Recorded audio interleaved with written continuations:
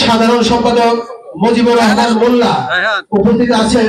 আমার 4টি ইউনিয়নের সভাপতি, সাধারণ সম্পাদক সহ পৌর বিএনপির সকল ওয়ার্ডের নেতৃবৃন্দ এবং সকল অঙ্গ সংগঠনের সভাপতি, সাধারণ সম্পাদক সহ সকল নেতৃবৃন্দ এখানে উপস্থিত আছেন।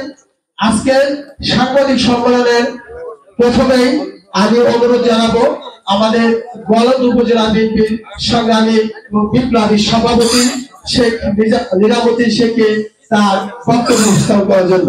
এখন আপনাদের সকলের সামনে বক্তব্য রাখছেন গোয়ালন্দ উপজেলা বিএনপির সংগ্রামী সভাপতি জনাব নিজামুদ্দিন শেখ। বিসমিল্লাহির রহমানির রহিম। প্রিয় সাংবাদিকবৃন্দ, আসসালামু আলাইকুম। আমি মোহাম্মদ নিজামুদ্দিন শেখ। 1996 সালে বাংলাদেশ জাতীয়তাবাদী দল গোয়ালন্দ উপজেলা ছাত্র দলের সম্মেলনের মধ্য দিয়ে আমি গোয়ালন্দ উপজেলা ছাত্র দলের সভাপতি নির্বাচিত হই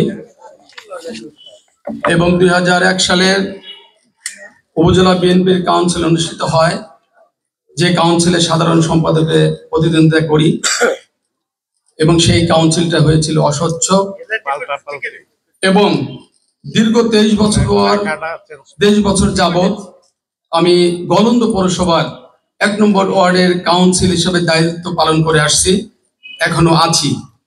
2009 সালে খালেদা জিয়ার নির্দেশে জেলা আহ্বায়ক কমিটি হয়, যে কমিটির আহ্বায়ক ছিলেন রাজবাড়ী জেলা বিএনপির নঈম আনসারী। তার নেতৃত্বে রাজবাড়ী জেলার 8টি ইউনিট উপজেলা পৌর কমিটি কাউন্সিল এবং ভোটের মাধ্যমে কাউন্সিল অনুষ্ঠিত হয়। সেই ভোটে আমি গোয়ালন্দ উপজেলা সাধারণ সম্পাদক হিসেবে নির্বাচিত হই।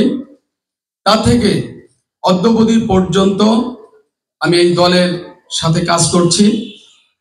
2021 সালে রাজবাড়ী জেলা বিএনপি তারেক জিয়ার নির্দেশে আমাদের বাংলাদেশ জাতীয়তাবাদী দলের অ্যাক্টিং চেয়ারম্যান, তার নির্দেশে অ্যাডভোকেট লিয়াকত আলী বাবু, অ্যাডভোকেট কামরুল আলমকে